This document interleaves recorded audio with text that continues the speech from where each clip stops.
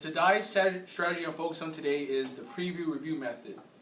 This method is used to build vocabulary and concepts and understanding so students better know the terms. So the preview-review method, it starts off with normally instructing in the student's native language, followed by instruction in English, followed by a review in the student's native language.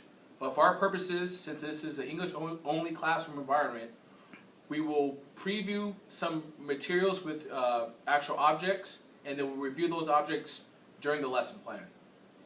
So today we're going to focus on the macromolecules, which are carbohydrates. So our preview, we're going to talk about the terms monosaccharides, disaccharides, and polysaccharides.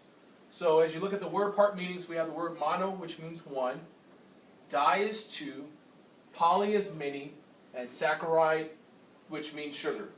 So as you can see as the prefixes for the words, we have mono, di, and poly. And the endings terms are saccharides, which means sugars.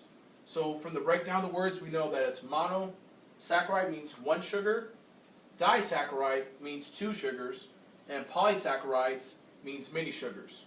So some examples of monosaccharides are found in fruits. So I have some apples here. Disaccharides are found in table sugar as well as in milk. And polysaccharides are found in things like pastas and breads. So carbohydrates are the primary source of energy that all cells use.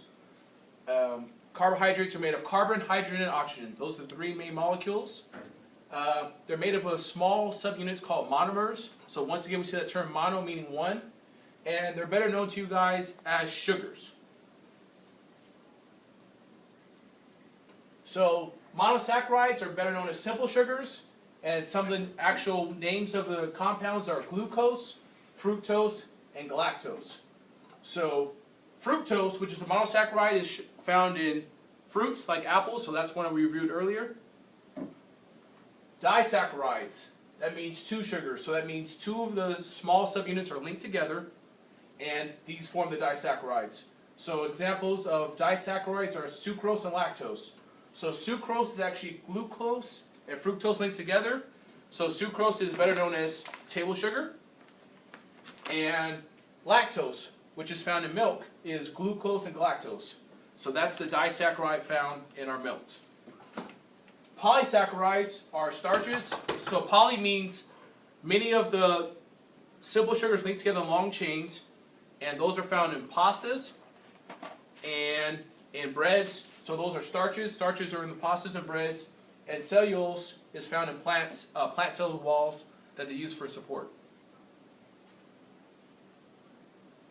And that is the preview review method. And my name is Ryan Ramey, and thanks for stopping by.